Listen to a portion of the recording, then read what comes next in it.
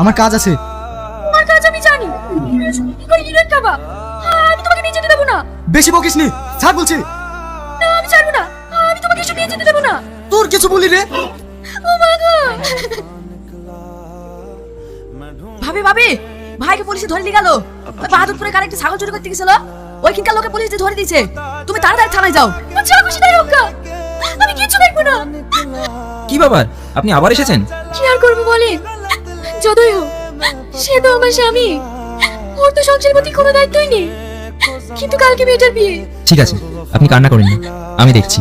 Constable, ওকে বের করে নিয়ে এসো।